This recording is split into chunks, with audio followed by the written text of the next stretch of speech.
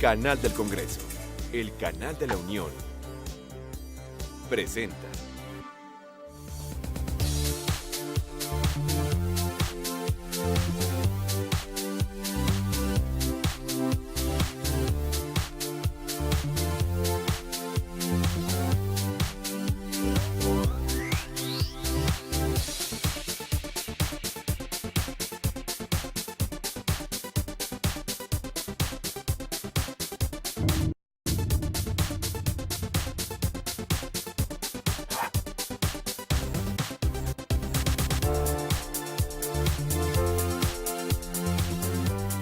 Es un gusto que continúe en la señal del canal del Congreso. Le comento que me encuentro en la antigua casona de Jicotencal, donde en estos momentos se está desarrollando el primer foro de perspectivas políticas y comerciales entre México y África en el siglo XXI como era de oportunidades crecientes, el cual ha sido organizado por la Comisión de Relaciones Exteriores África del Senado de la República.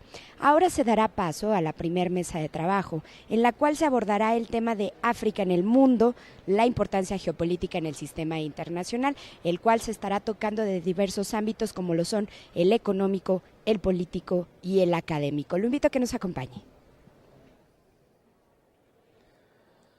Señoras y señores, distinguidos invitados, muchas gracias por continuar con nosotros aquí en el patio central del edificio de Jicotencal del Senado de la República.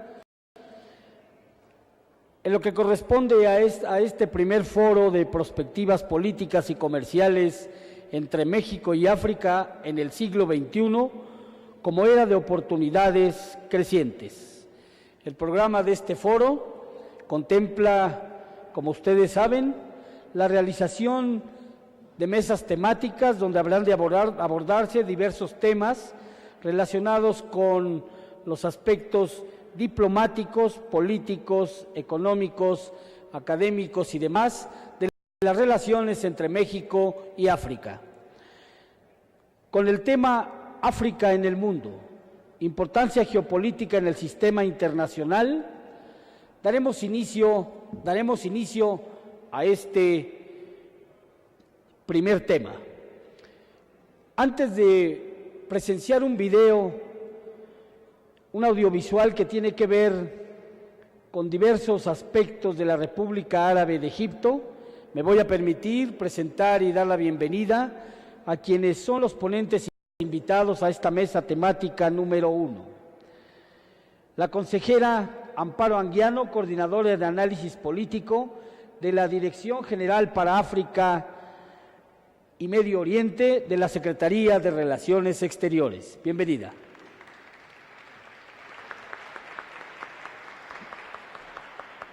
El licenciado José Manuel Antonio Luna Calderón, director general para Europa y África de la Secretaría de Economía del Gobierno de México. Y también como ponente invitada, la doctora Hilda Varela del Colegio de México.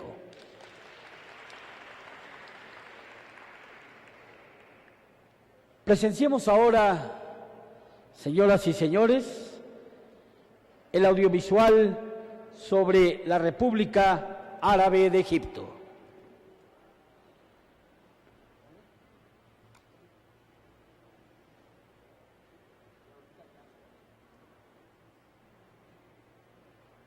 My smartphone has a long-lasting battery.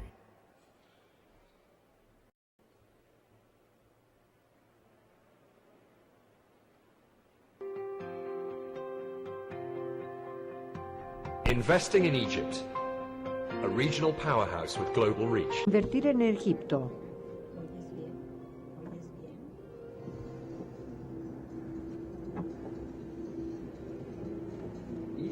Egipto tiene la infraestructura, el talento y la base sobre el progreso económico del país.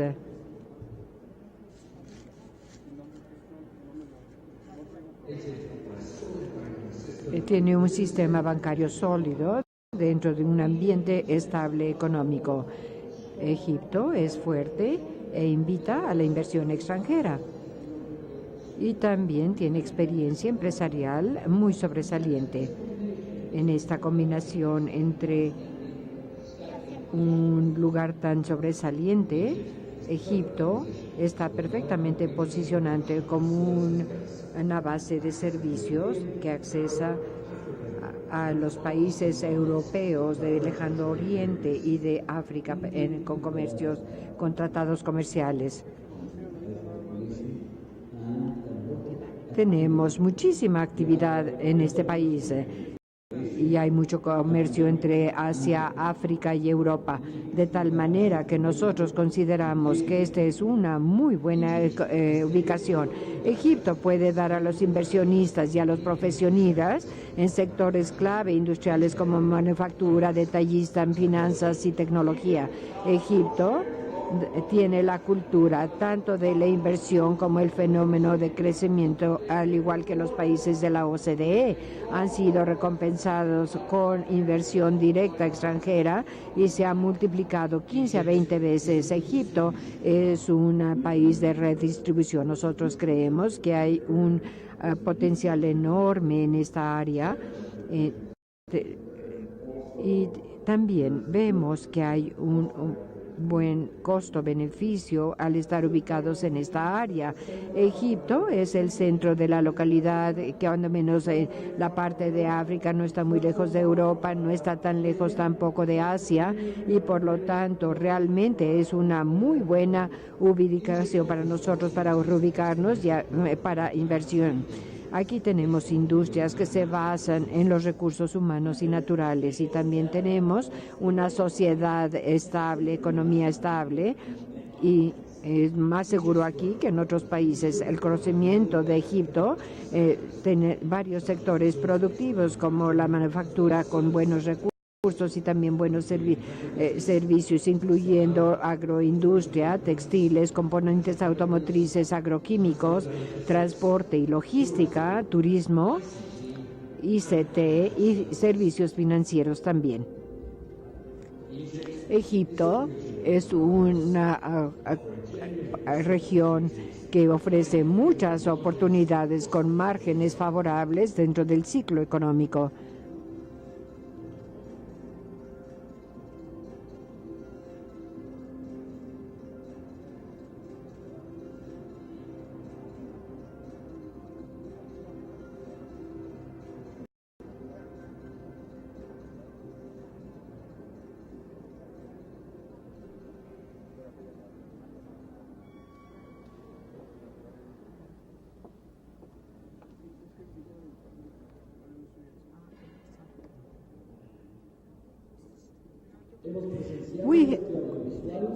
Sobre la República Árabe de Egipto.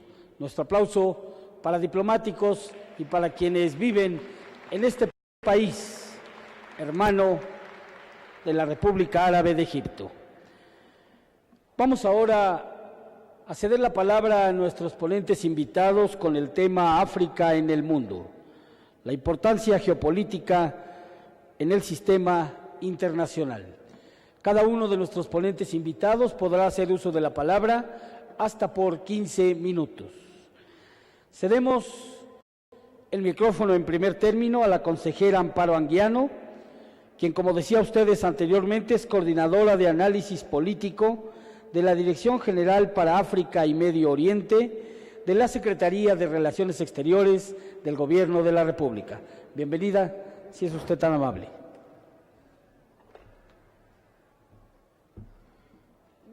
Muy buenos días a todos ustedes. Es un gran honor para mí poder participar en este importante foro organizado por el Senado de la República y por la Comisión de Relaciones Exteriores África, que seguramente contribuirá a generar las propuestas para el fortalecimiento de la relación de México con los países de África y con las organizaciones regionales del continente.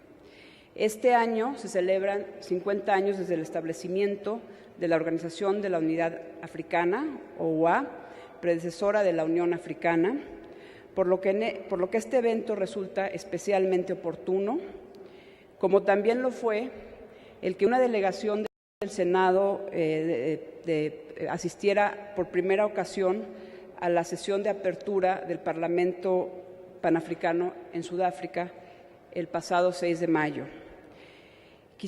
Yo también quisiera rendir un tributo en este augusto recinto a Nelson Mandela, uno de los más grandes insignes luchadores por la igualdad social y la dignidad humana de nuestra época, y cuya salud se halla deteriorada en su avanzada edad.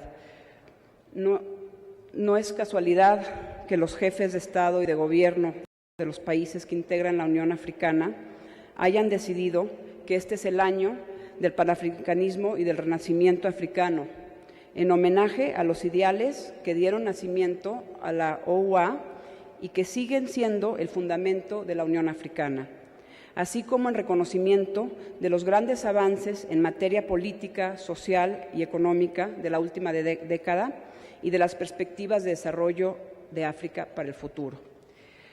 Ya se mencionó aquí que por su extensión África básicamente es el segundo continente más grande después de Asia y también el más poblado después de Asia, que su población rebasó los 1.000 millones de habitantes en el año 2009 y desde entonces ha mantenido una tasa de crecimiento demográfico promedio anual de poco más del 2%, con lo cual hoy en día es el continente más joven y de más rápido crecimiento demográfico a nivel mundial. En 2010, los jóvenes de entre 15 y 24 años de edad constituían aproximadamente el 20% de la población total del continente.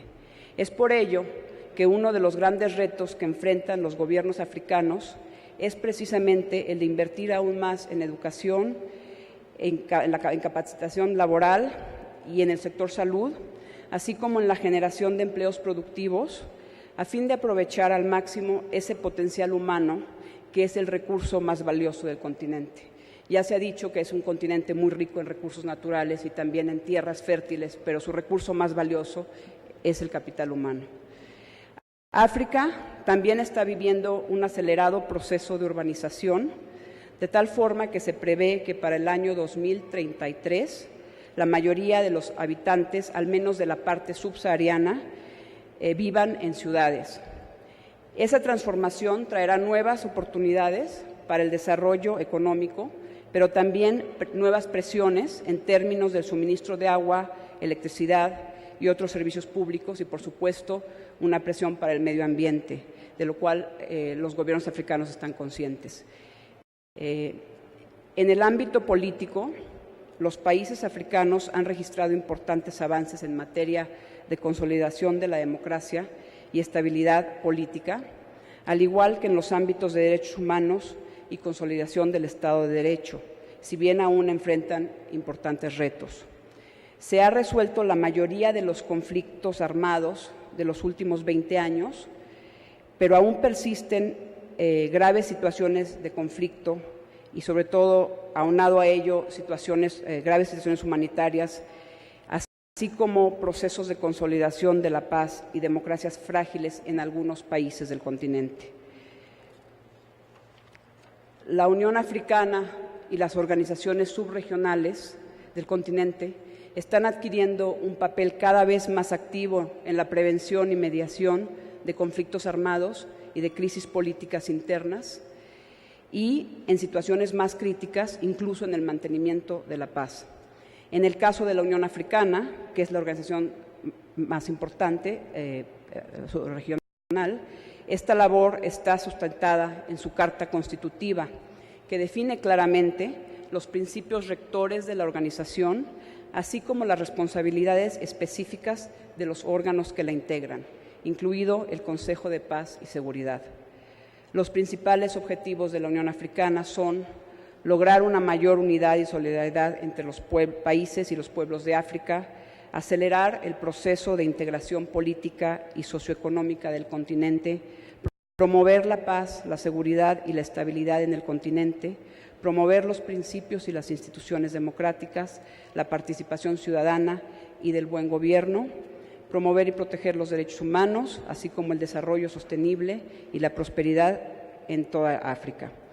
Finalmente, tiene también un objetivo muy importante en términos de su proyección internacional, que es la creación de las condiciones necesarias que permitan al continente africano desempeñar el papel que le corresponde en la economía global y en las negociaciones internacionales. En términos de crecimiento económico, ya lo mencionaron los ponentes anteriores al inaugurar este foro, África ha tenido una notable recuperación con respecto a las décadas de los 80 y los 90, como lo demuestra el crecimiento estable en un periodo del 2000 a 2011 de un promedio anual del 4.7% en el PIB. Y esto a pesar de que en el año 2011 el crecimiento del PIB cayó a 2.7% debido a los acontecimientos políticos en el norte de África y a la recesión en los países industrializados que siguen siendo los importantes socios del continente. A pesar de esa desaceleración, el crecimiento de la economía africana se recuperó notablemente para el 2012. De las 10 economías de más rápido crecimiento en la última década en el mundo, 6 son países africanos, varios de ellos incluso países que han salido de situaciones de conflicto. Y 20 economías de África subsahariana, que no son productoras de petróleo, han tenido un crecimiento promedio del 4% en el periodo de 1998 a 2008. Lo más notable es que dicho crecimiento, que varía entre países dentro de una misma región y entre regiones o subregiones del continente, no se limita a los países exportadores de petróleo o de otras materias primas. Si bien es cierto que en varias regiones y países el crecimiento ha estado muy ligado a la explotación y exportación de materias primas, el ejemplo de África Oriental, de la subregión de África Oriental, demuestra que en esa subregión el crecimiento económico alcanzado en el 2012, que fue de 5.7%, se debió en gran medida a una recuperación de la producción agrícola, así como al aumento de la demanda interna y al crecimiento del sector de servicios. Y 2 de los países de esa subregión, que son Ruanda y Etiopía, tuvieron un crecimiento de más del 7%. Ninguno de estos países es productor de petróleo, por el contrario, son importadores. Al mismo tiempo, África es el segundo continente con mayor nivel de desigualdad después de América Latina, por lo que uno de los grandes retos de los gobiernos africanos es lograr que el crecimiento económico y la integración a la economía global contribuyan también al bienestar de la población. Es un reto enorme que compartimos con África. El continente africano está cada vez más integrado a la economía global, eso ya también se mencionó en este foro, y sobre todo está diversificando a pasos acelerados sus relaciones comerciales con el mundo, en particular con las economías emergentes. Si bien el 62% del comercio de África sigue estando concentrado, o al menos esa era la cifra del 2010, sigue estando concentrado con el conjunto de sus socios tradicionales, los países industrializados, China desplazó a Estados Unidos en el 2009 como su principal socio comercial a nivel mundial, tiene la participación del 38% del comercio total, mientras que India, la República de Corea, Brasil y Turquía también son socios crecientemente importantes entre las economías emergentes.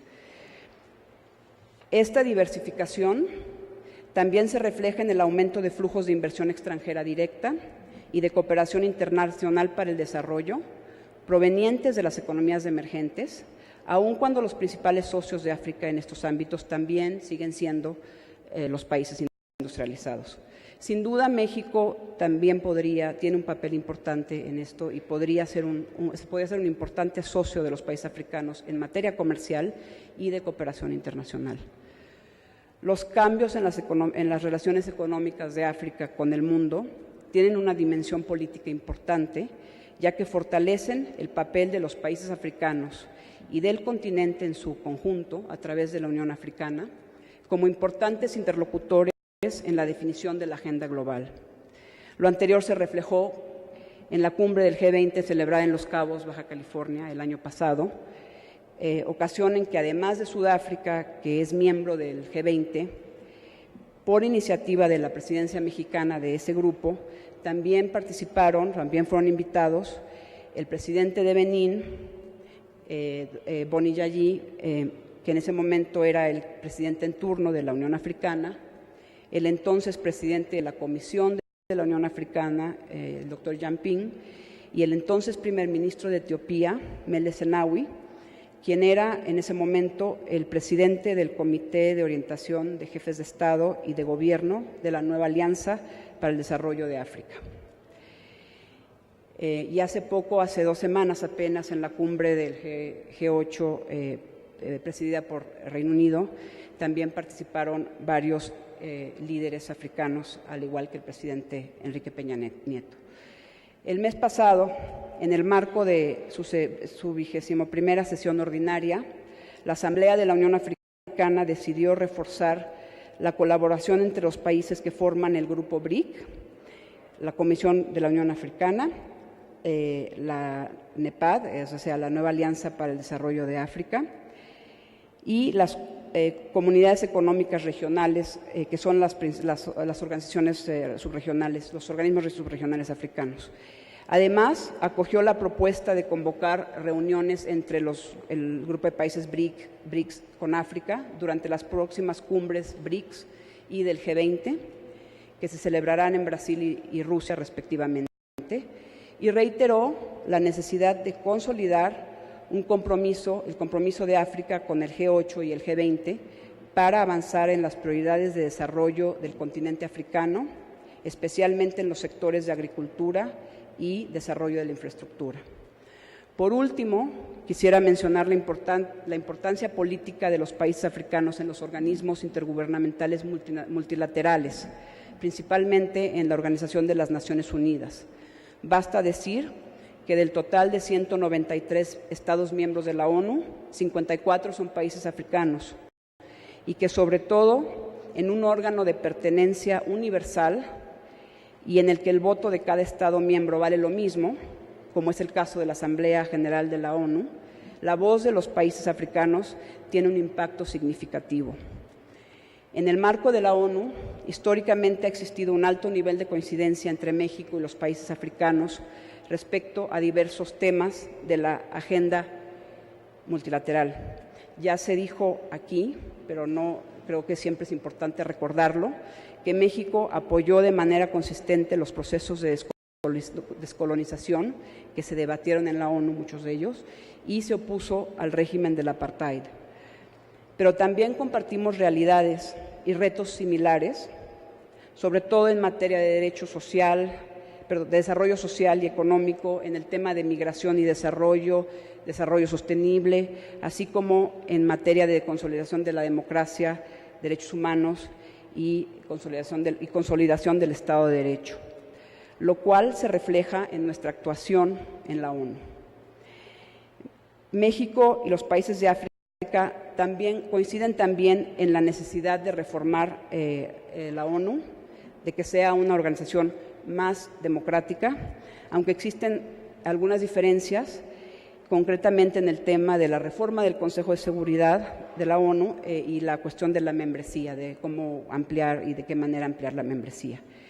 En suma, existe un gran potencial de cooperación en todos los ámbitos entre México y los países de África, y también entre México y las organizaciones regionales, principalmente la Unión Africana y las otras organizaciones subregionales africanas.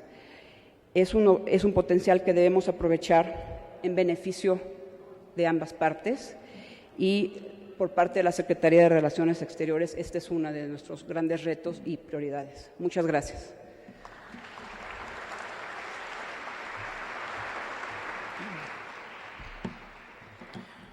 Muchas gracias a la consejera Amparo Anguiano de la Secretaría de Relaciones Exteriores, con cuya participación hemos abierto el panorama sobre la presencia de África en el mundo. A continuación, para tratar aspectos fundamentalmente relacionados con la economía, cederemos el uso de la palabra al maestro José Manuel Antonio Luna Calderón, quien obtuvo la maestría en Economía en el CIDE y ha ocupado, entre otros cargos, el de Director General para Europa y América Latina y el Caribe en la Secretaría de Economía, y a partir de enero de 2013 se desempeña como Director General para Europa y África. Entre sus principales funciones se encuentran la coordinación técnica general de las negociaciones y la administración de los tratados de libre comercio de México con la Unión Europea y con la Asociación Europea de Libre Comercio, así como la negociación y administración de acuerdos de comercio y de cooperación económica con Estados miembros de la Unión Europea y países de Europa Central y de Europa Oriental. Reiterándole nuestra bienvenida, le cedemos el uso de la palabra al maestro José Manuel Antonio Luna.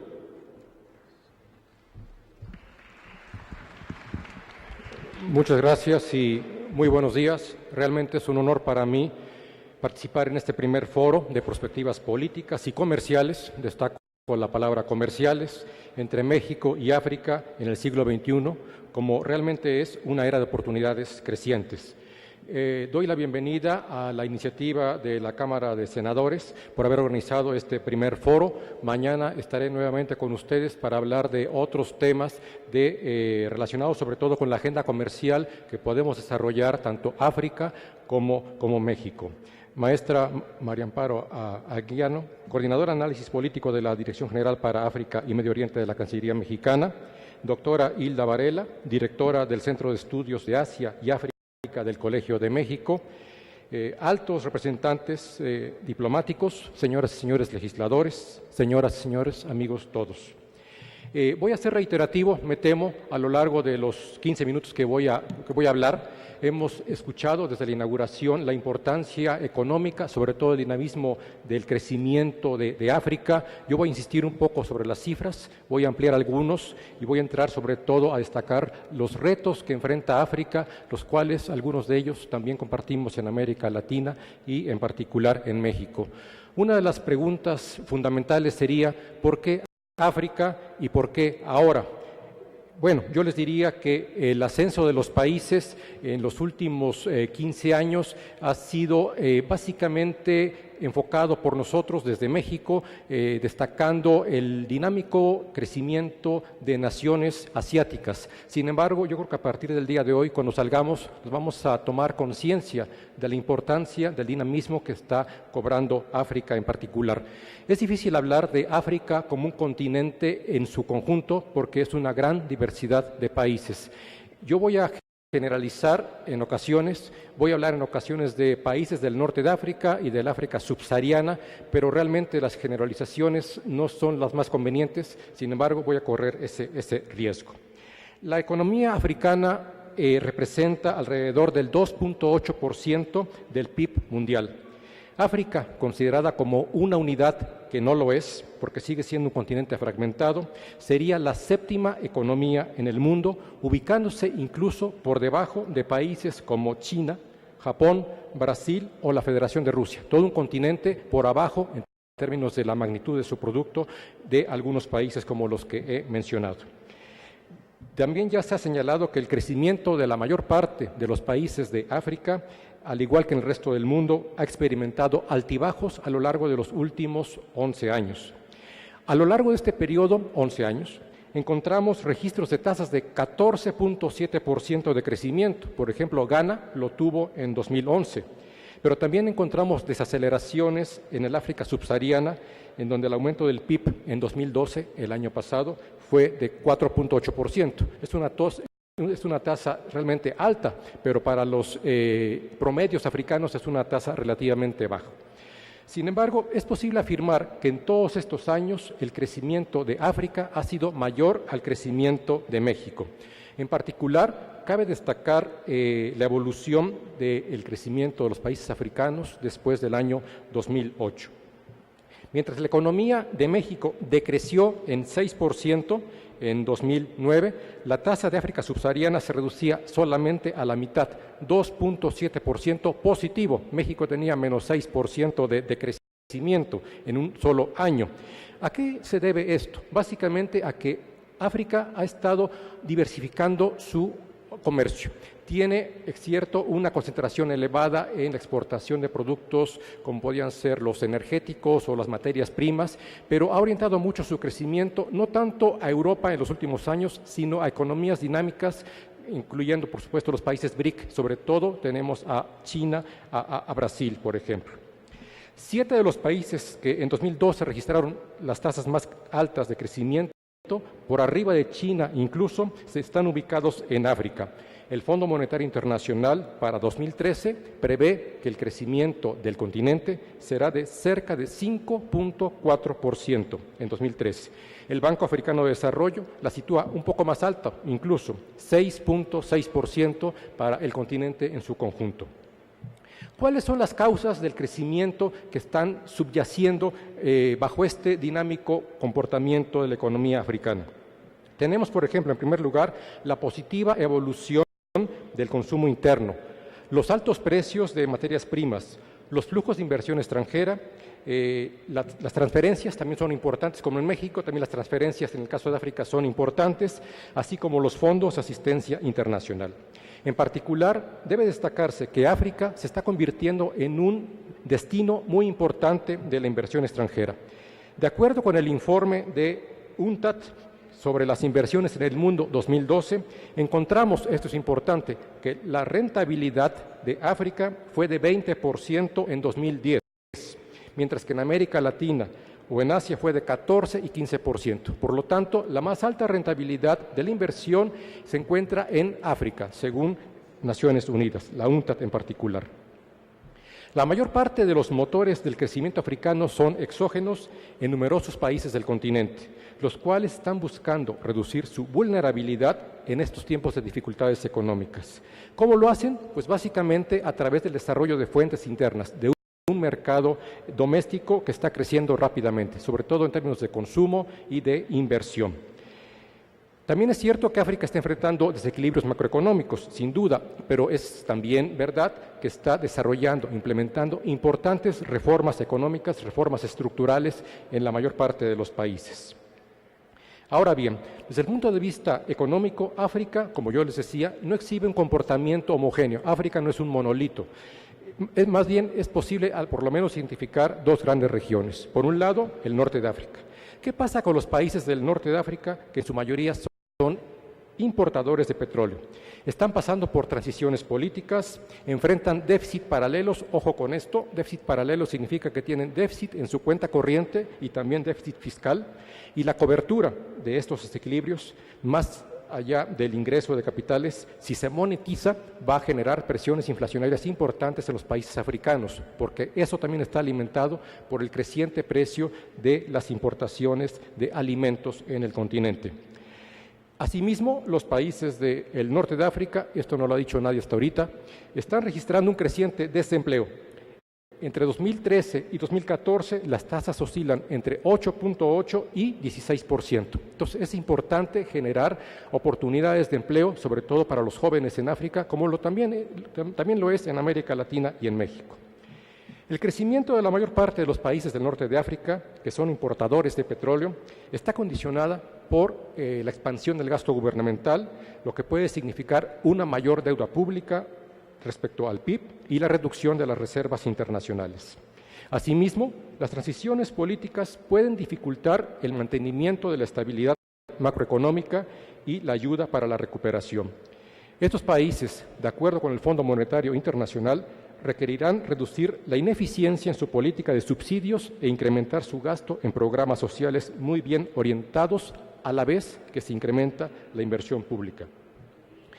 También los países del norte de África deberán formular e implementar una agenda económica creíble y sólida de reformas institucionales y regulatorias que mejoren el ambiente de negocios. No es malo, pero siempre puede ser mejor. Que estimulen la actividad del sector privado y creen un mejor y menos desigual acceso a las oportunidades económicas y de empleo. Para 2013, en suma, el PIB para el norte de África se estima en 2.8% y, si las transiciones políticas son exitosas, llegaría a 3.8% en 2014. En todas partes vemos una desaceleración del crecimiento económico, pero en África es notorio que todavía sus tasas son relativamente muy elevadas. Por su parte, el África subsahariana, en términos generales, tiene mejores expectativas en términos de crecimiento económico para el bienio 2013-2014. Se está apoyando más en la demanda interna, en especial en los componentes consumo e inversión, así como en el aprovechamiento de sus recursos naturales, sobre todo los minerales, aunque la contribución al crecimiento de este último componente depende de lo que pase con la demanda externa.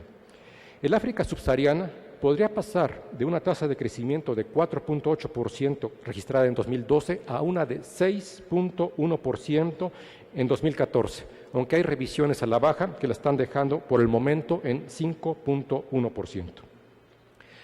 Las fuentes del crecimiento subsahariano se encuentran entonces en la expansión del consumo interno, en la inversión, en el gasto en infraestructura y en aparato productivo, así como en la creación de nuevas capacidades en el sector extractivo. En cambio, sus principales riesgos del África subsahariana se hallan sobre todo relacionados con el ámbito exterior. Están los términos de comercio que se pueden deteriorar y la continuación de la crisis de la eurozona que ha reducido la inversión y el turismo europeos. Por lo que hace al frente interno, en el África subsahariana destaca el crecimiento de países como Nigeria, Sudáfrica, Kenia, Ghana.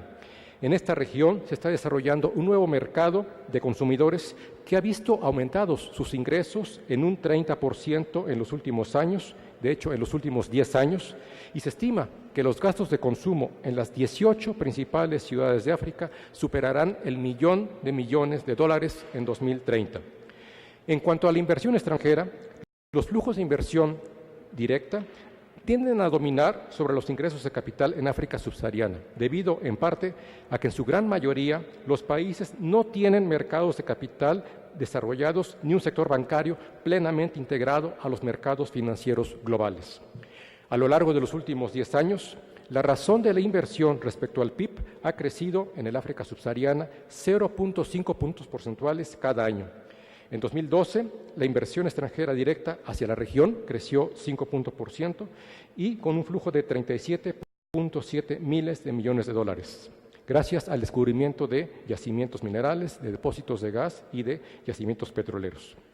Aunque la inversión se encuentra concentrada en el sector extractivo, es creciente también su presencia en el sector servicios, sobre todo en los relacionados con infraestructura, construcción, transporte, electricidad, telecomunicaciones y manejo de agua. Para la región subsahariana se pronostica que el flujo de inversión extranjera podría llegar a $54.000 millones en 2015. La inversión en infraestructura, y esa es una oportunidad de negocio sin duda, es un factor clave para sostener el crecimiento de África. Si bien ya ha habido mejoras muy significativas de infraestructuras a lo largo de todo el continente, todavía queda un largo camino para que éstas sean óptimas y acordes a las demandas que genera el propio dinamismo de África. En el África subsahariana también es notable el incremento exponencial de las exportaciones, así como su vulnerabilidad. Así, mientras que en el segundo trimestre de 2012 la tasa de crecimiento de las exportaciones era de 52% anualizada, para el tercer trimestre la tasa se redujo a 33.8%. Eso habla de la inestabilidad del crecimiento de las exportaciones del África subsahariana ante la desaceleración del mundo desarrollado. Como un factor de estabilización que neutraliza la contracción de los mercados, principalmente en Europa, que son clientes, por supuesto, demandantes de productos africanos, el África subsahariana está orientando sus exportaciones, ya lo hemos escuchado, hacia China, Brasil e India. Por ejemplo, en 2011, las exportaciones del África subsahariana a tales países fueron mayores que las exportaciones a toda la Unión Europea. África en su conjunto debe continuar con la diversificación de su comercio en términos de composición y de mercados de destino. De mantenerse la crisis de la eurozona, se prevé que el crecimiento subsahariano podría caer en 3.5 puntos porcentuales. Aunque en África encontramos que la mayoría de los países están prestando atención a los motores de crecimiento, tanto interno como externo, y están emprendiendo también reformas económicas para aumentar su nivel de seguridad jurídica, la facilidad para hacer negocios, enfrenta grandes retos. Empecemos por el primero, comercio exterior. En el ámbito del comercio exterior, por ejemplo, el progreso de la integración regional africana es aún limitado. Más bien los mercados, no obstante que existe gran cantidad de acuerdos comerciales, de uniones aduaneras, de mercados comunes, siguen siendo mercados fragmentados. Y no obstante también que tienen acuerdos con la Unión Europea, con la Asociación Europea de Libre Comercio. En varios países africanos el comercio es visto no tanto como una fuente de generación de empleo, de crecimiento económico, sino más bien como una fuente de ingresos fiscales para apoyar el gasto gubernamental. Esto puede limitar la liberalización comercial de los países, porque van a perder justamente ingresos fiscales en momentos que enfrentan gastos gubernamentales crecientes. En términos generales, los países africanos y los diseñadores de política económica están impulsando ahora más que de manera decidida los esfuerzos plurilaterales, más bien los esfuerzos multilaterales en el marco de la Organización Mundial de Comercio y de la Ronda de Doha. Así entonces, uno de los retos que en el ámbito del comercio exterior enfrenta África en su conjunto es buscar una decidida integración de sus economías a la economía global, así como crear mercados regionalmente competitivos que permitan penetrar nuevos mercados ubicados en terceros países. Otro reto, también relacionado con el comercio, es el de la facilitación comercial. Estos datos que voy a dar son de la OCDE. De acuerdo con la OCDE, el despacho aduanero en promedio requiere 5 documentos, toma 10 días y tiene un costo de menos de $1,000. En el África subsahariana, por poner un ejemplo, el número de documentos se duplica. Se triplican los días para el despacho aduanero y los costos varían entre $1,700 y $2,000. Eso habla de que tenemos todavía bastantes acciones que emprender en términos de facilitación comercial en África en su conjunto. Por ello, se requiere que África se abra aún más al comercio internacional e intrarregional, esto es muy importante, a la vez que sigan con reformas democráticas y económicas, incluyendo la modernización aduanera. El continente cuenta con apoyos financieros para ello. África es beneficiaria de la exitosa iniciativa de ayuda para el comercio lanzada en el marco de la Conferencia Ministerial de la OMC de Hong Kong en 2005. Sin embargo, a partir de la crisis internacional, esta ayuda para el comercio destinada a África se está reduciendo porque los presupuestos de los países donantes también son ahora menores. La ayuda para el comercio puede auxiliar para apoyar la facilitación de cruces fronterizos y de trámites aduanales, así como el cumplimiento de estándares y normas sanitarias y fitosanitarias de los países de destino de las exportaciones. En el caso de África, el comercio debe formar parte de las agendas de los programas de desarrollo de cada uno de los países del continente, como lo es en otras latitudes. Es muy importante aquí que destaque yo la relevancia de las cadenas de valor. La importancia, ustedes lo saben, de estas cadenas es incuestionable. Este año, del 7 al 8 de julio, y bajo los auspicios de la OMC, se realizará el 4º examen global de la ayuda para el comercio y justamente el tema central de interés para los países africanos y sin duda también para México es cómo incorporar a los países en desarrollo a las grandes cadenas de valor de la economía global. En el caso específico de la agricultura y las cadenas de valor, debe destacarse que el continente africano en la actualidad posee 60% del total mundial de tierras fértiles no cultivadas. Debido al aumento de la población mundial, que ya sobrepasa los 7,000 millones de personas, potencialmente la mayor parte de la producción mundial requerida para satisfacer la demanda de alimentos debería ser justamente satisfecha por África. Por lo tanto, es muy posible que durante el resto del siglo la región se convierta en el principal abastecedor justamente de tales productos. Sin embargo, hasta ahora África enfrenta a lo largo de la cadena de valor problemas en el acceso a insumos, excesivo intermediarismo, falta de servicios de extensión, de transporte y de logística para comerciar alimentos, incluso de manera transfronteriza. En África, al igual que en América Latina, se percibe un gran espíritu emprendedor que, sin embargo, carece de oportunidades que el comercio o un mejor ambiente para los negocios podría ofrecer. Hay una elevada carga administrativa para las pequeñas y medianas empresas, existe una creciente incorporación de la población a la economía informal y pues también tenemos una naciente industria en África.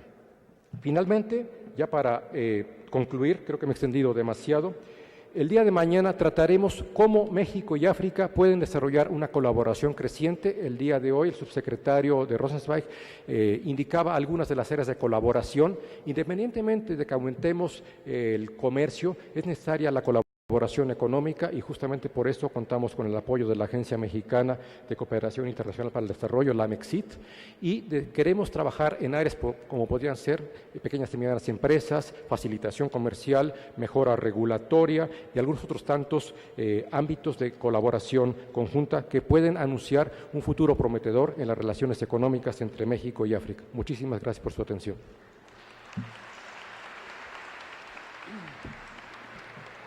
Muchas gracias, maestro José Manuel Antonio Luna, y muchas gracias por esa claridad con la que nos ha expuesto las condiciones en las que se ha desarrollado en los últimos tiempos esta importante área geográfica del mundo, como es África. Un importante desarrollo, como aquí lo ha expuesto, con un crecimiento también trascendente. Muchas gracias. Vamos ahora a pasar al tema que habrá de corresponder a la doctora Hilda Varela Barraza. Ella es profesora investigadora, directora del Centro de Estudios de Asia y África. Ella obtuvo su licenciatura en Relaciones Internacionales en la Universidad Nacional Autónoma de México y también, cuenta con doctorado en Ciencia Política, también de la UNAM, y el doctorado en Ciencia Política, Hegemonía y Realidad Mundial en los albores del siglo XXI. Ha tenido un desarrollo académico muy importante, sobre todo relacionado con investigaciones llevadas a cabo directamente en diversos países africanos. Ella también ha estudiado los movimientos de liberación nacional en África.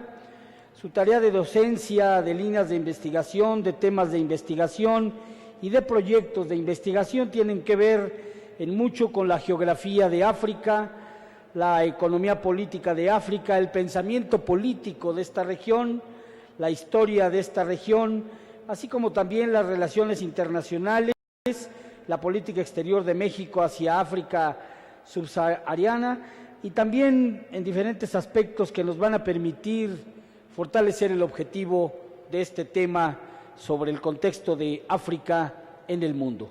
Tiene la palabra la doctora Hilda Varela Barraza.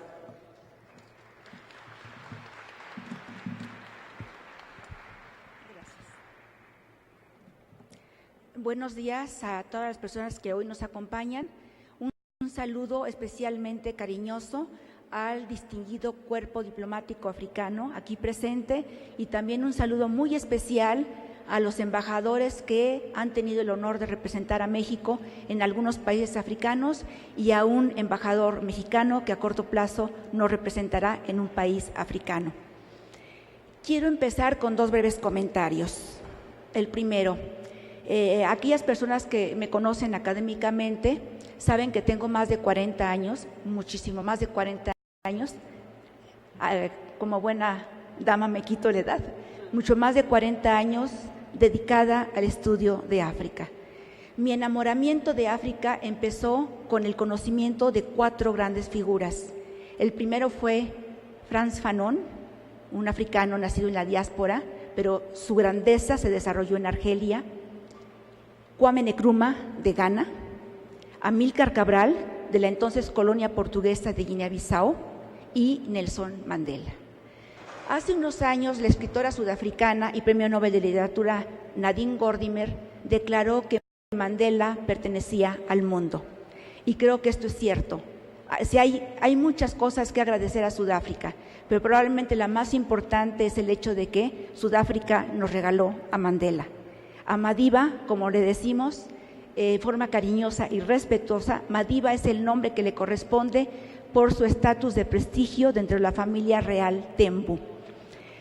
Madiba, el próximo 18 de julio cumplirá 95 años y ha dedicado su vida a hacer que este mundo sea un poco menos injusto y un poco más humano. De todo corazón digo, híjole, y esto me cuesta perdón. Gracias, Madiba. Hasta siempre, Madiba.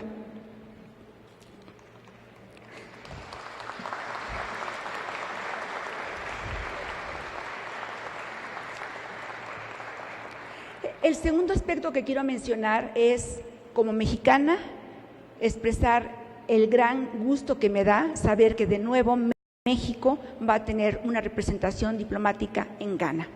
Me voy ahora sí al tema. África ha registrado 4 fases de inserción, en forma más correcta, 3 fases de inserción y un intento de reinserción de África en el sistema internacional. Las 3 primeras fases fueron violentadas, fueron impuestas. Tan solo las menciono muy brevemente. La primera, la esclavitud. La segunda, la colonización europea, que fue breve en cuanto al tiempo, pero terriblemente densa, hizo demasiado daño. Y la tercera, con las independencias africanas, con las primeras independencias en los años 60 aproximadamente. En ese contexto, en los años 60, es importante recordar la gran mayoría de los países africanos obtuvieron su independencia en el contexto de la Guerra Fría. Y ahí se dio una situación totalmente contradictoria.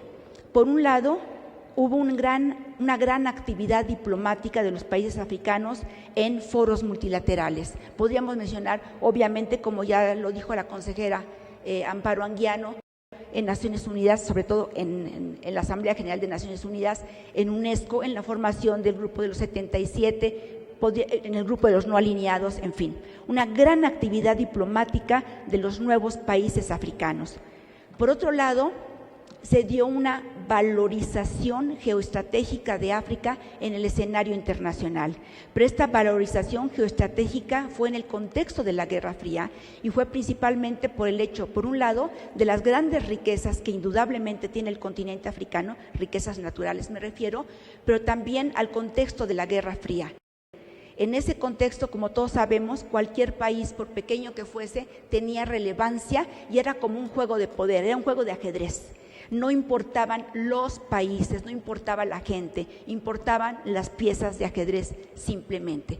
En ese contexto hubo una valorización geoestratégica de África en el sistema internacional y simultáneamente y en forma contradictoria empezó un acentuado deterioro de las condiciones de vida económica, política y social en el continente africano. Pero esto en principio a nadie le importaba.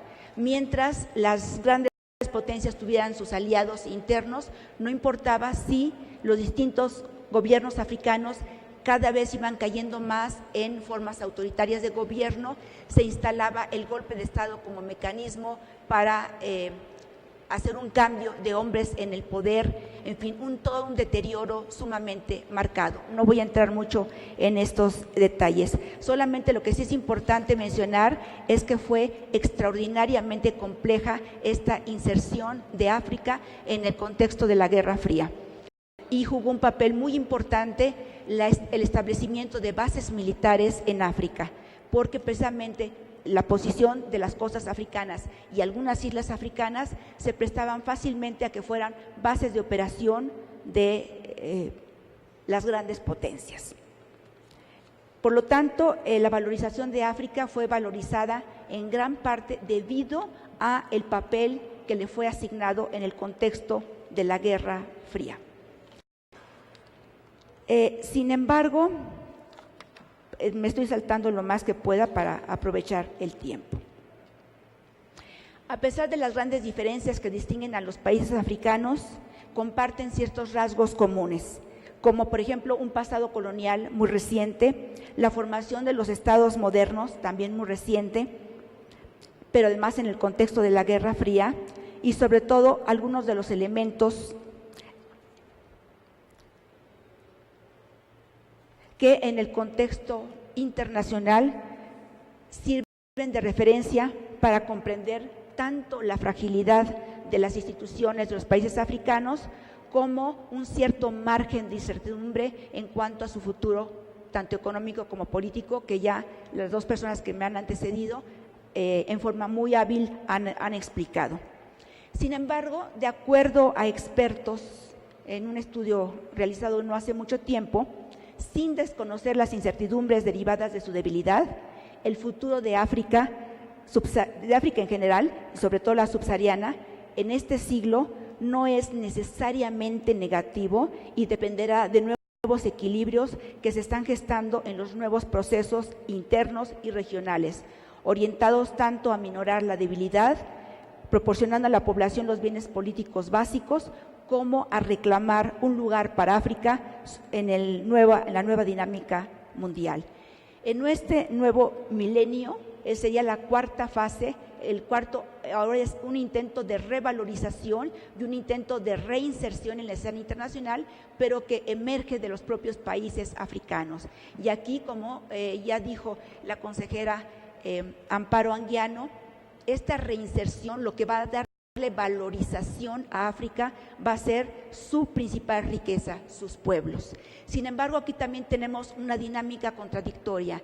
Mientras que los países africanos intentan reinsertarse en forma exitosa en el sistema internacional, tomando precisamente como base los nuevos procesos de democratización que en casi todos los países africanos se han registrado y que precisamente tienen como el aporte más valioso sus pueblos, su gente, hay un nuevo interés de algunos, digamos, entre comillas, socios internacionales por el continente africano. Pero estos nuevos socios africanos no se interesan por la gente, sino por sus recursos. Aquí, por ejemplo, es importante mencionar, también la consejera Anguiano ya mencionó la participación de África, por ejemplo, en Naciones Unidas, pero en general en los foros multilaterales hay una baja representación del continente africano. Recordemos que, por ejemplo, en el G20 el único país africano presente es Sudáfrica. En los BRICS también el único país presente es Sudáfrica. En esta nueva reinserción de África, no voy a hacer un cuadro detallado, lo importante es que para la prensa internacional prácticamente estos procesos que emergieron en los años 90 y que lentamente están en un proceso de construcción prácticamente no han sido atractivos. Entonces precisamente es la importancia de hablar de esta fase positiva que tienen los africanos. Ellos mismos están reconstruyendo sus sociedades, sus aparatos estatales. Sin embargo, en este nuevo esquema hay un nuevo acercamiento de por lo menos dos países, por un lado Estados Unidos, por otro lado Francia, y la llegada de los nuevos socios, China, India, Brasil, Singapur principalmente. En el caso de Estados Unidos, yo diría que Estados Unidos y Francia, tanto Estados Unidos como Francia a partir del 2001 le dan un viso totalmente distinto al continente africano, y lo que les va a importar del continente africano va a ser, por un lado, obviamente, las riquezas naturales que contiene, riquezas físicas que contiene el continente africano. Por otro lado, les va a preocupar la existencia de comunidades musulmanas en la gran mayoría, si no es que en todos los países del continente africano. Lo van a ver como una amenaza, como un peligro. Y el tercer punto, sumamente polémico, el denominado de los estados fallidos, que se supone que los estados fallidos tienen un efecto contaminante y donde hay un estado fallido irían contaminando uno a otro los otros países, pero además para estos países lo más grave es que estos denominados, entre comillas, estados fallidos, obviamente es un tema que tendríamos mucho que discutir, pero en este contexto de los estados fallidos, se supone que los países africanos los estados africanos no tienen la capacidad de cuidar sus fronteras y entonces pueden albergarse allí, entre comillas, grupos terroristas. Entonces, actualmente, por ejemplo, la administración Obama el año pasado anunció una nueva agenda de acercamiento con África, pero cuando uno lee con detalle esta nueva agenda de acercamiento con África, sobresalen dos puntos fundamentales. Primero, África como un escenario de lucha contra el terrorismo, entre comillas terrorismo, y segundo, Estados Unidos no quiere ceder el paso ante el incuestionable avance de China en el contexto africano. No voy a entrar mucho en detalles en cuanto a la presencia de China y de India, es mucho más importante la de China.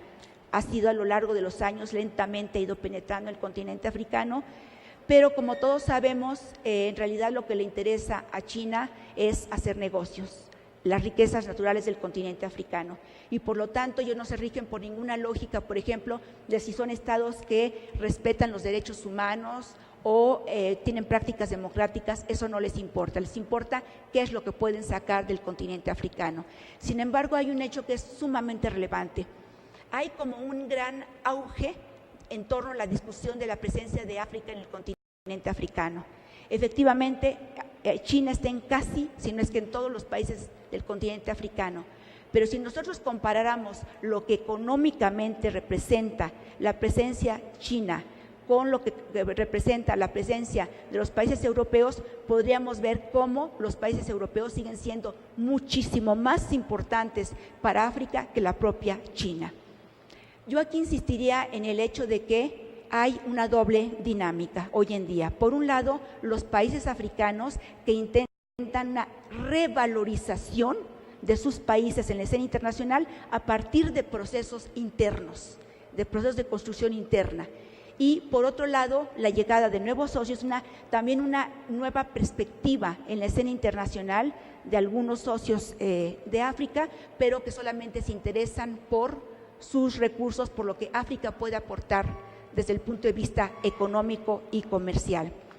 Yo concluiría diciendo, como dirían nuestros amigos africanos de expresión portuguesa, a luta continúa, a vitória é certa. Gracias.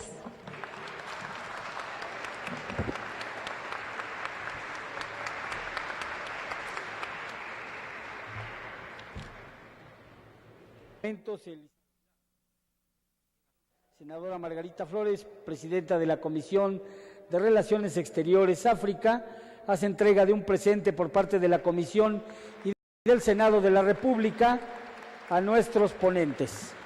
Y ahora sí, si es tan amable el señor ministro Said Boudou de pasar a hacer la presentación sobre la República Argelina. Y concluiremos así esta mesa temática.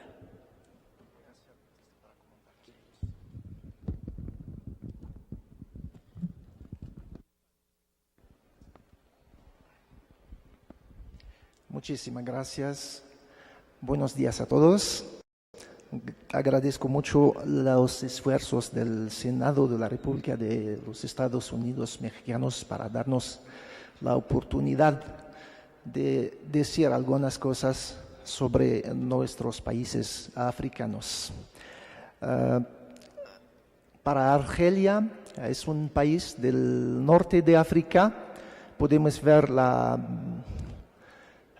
carta de África, como se dice el mapa de África. Algeria se ubica en el norte de África, lo decimos como es la puerta de África desde el mar Mediterráneo. La siguiente.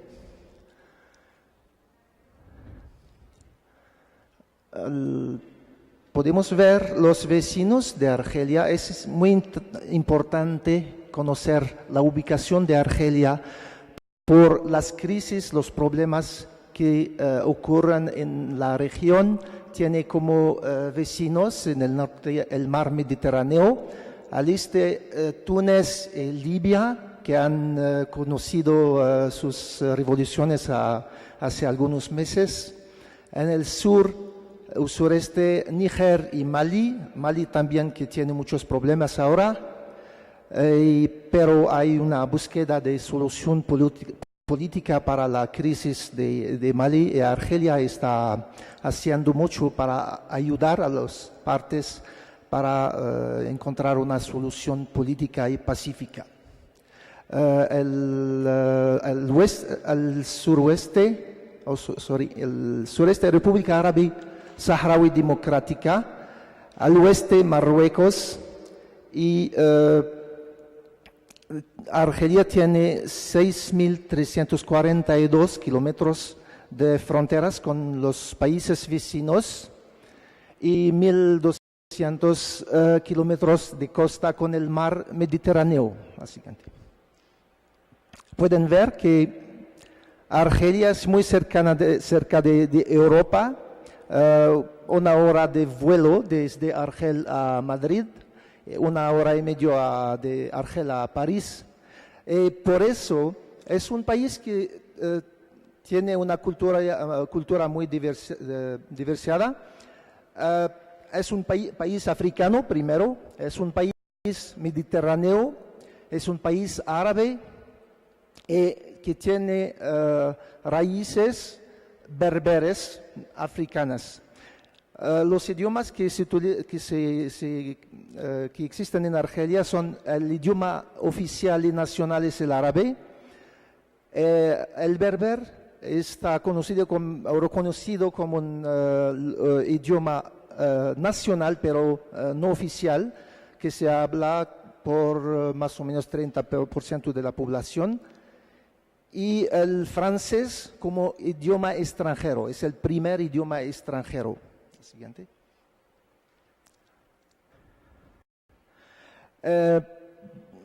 Argelia es una república. El presidente de la república es el señor Abdelaziz Bouteflika. El primer ministro es el señor Abdelmalek Sellal. Y no voy a decir mucho sobre el poder ejecutivo. Estamos en ¿cómo se dice? En el Senado. Y vamos a hablar sobre el poder legislativo que tiene 2 cámaras, como aquí en México, desde 1996. Antes tenía solamente una cámara. Tenemos el Senado, que se llama el Consejo de la Nación, con 144 senadores. Un tercero es designado por el presidente de la República para la estabilidad del país, porque estaba en un proceso de transición democrática. Y la Asamblea Popular Nacional, es el equivalente de la Cámara de Diputados, tiene 462 diputados. Hemos tenido hace 2 meses o 3 meses una elección legislativa. Lo que tenemos que notar en es la derrota de los partidos islamistas, que no ganaron o ganaron muy poco en comparación que lo que estaban esperando. Y la fuerte presencia de las mujeres, 33% de los diputados son diputadas. Y 28 partidos políticos están presentes en la Cámara de Diputados o la Asamblea Popular Nacional de Argelia. La siguiente, por favor.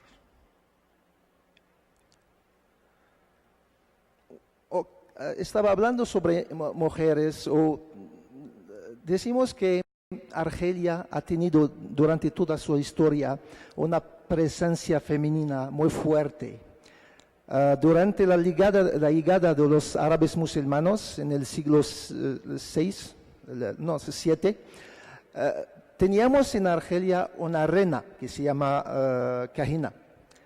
Y la resistencia contra la ocupación francesa tenía sus heroínas, ¿se dice?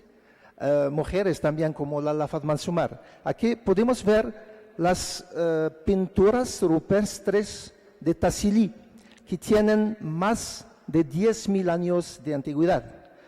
Y los rastros de la presencia humana en Argelia tiene más o menos 1 millón de años, para decir que es un país muy antiguo, que tiene sus raíces. Podemos visitar ahora en el extremo sur de Argelia estas maravillosas pinturas rupestres que significan o que tienen un sentido sobre la antigüedad de la historia argelina. Siguiente. Aquí podemos ver la foto de un rey de la Numidia en la parte norte de África, que se llama Masinisa, que estaba como rey antes la llegada de los romanos. Y podemos ver abajo una foto de una ciudad romana. Es una prueba de la presencia romana que duró más de 400 años. Siguiente. Aquí también tenemos algunas fotos de ciudades romanas, hay muchas. La siguiente. Aquí, si hablamos de la historia de Argelia, tenemos una mujer, ella es la reina Kahina, es un dibujo de la reina Kahina que estaba allá en el siglo VII. Y abajo es, porque Argelia fue en 1540 algo, parte, o desde esta edad, parte del Imperio Otomán. Y uno de los hermanos bárbaros era él él con su hermano, que vinieron para salvar a Argelia de la invasión española, para liberar, y como musulmanes, Argelia fue durante 400 años parte del Imperio Otomán. Hubo una resistencia al inicio, pero no estaba igual a la contra los romanos y los franceses después. La siguiente, por favor. Aquí vemos la llegada de los franceses en 1830. Los resistentes, los más conocidos, podemos ver el Emir Abdelkader, quien tiene ¿cómo se dice?, la estatuto aquí en México. Del otro lado, otra mujer que se llama Lalla Fatma Sumar, que resistieron durante más de 40 años, all together. La ocupación de Argelia para el ejército francés duró 40 años, para ocupar todo el territorio. Es decir, que después de la abdicación del rey o el equivalente del rey otomán o turco, los argelinos han resistido durante 40 años. La siguiente. Argelia ganó su independencia el 5 de julio de 1962, después de una guerra o lucha de independencia que duró 7 años y medio, de 54 hasta 62. 1,5 millones de argelinos murieron durante este periodo, esta guerra, y agradecemos el apoyo de México diplomáticamente a la independencia de Argelia a nivel de las Naciones Unidas. No voy a tardar sobre el aspecto histórico, solamente para decir que ahora Argelia está en un proceso de estabilización, de fortalecimiento de instituciones. Tiene un programa económico para el periodo de 2009 hasta 2014 de 286 mil millones de dólares. Es para decir que hay lugar para las empresas mexicanas, para los investidores mexicanos, y hay posibilidades de cooperación, de inversión, de intercambio. Gracias.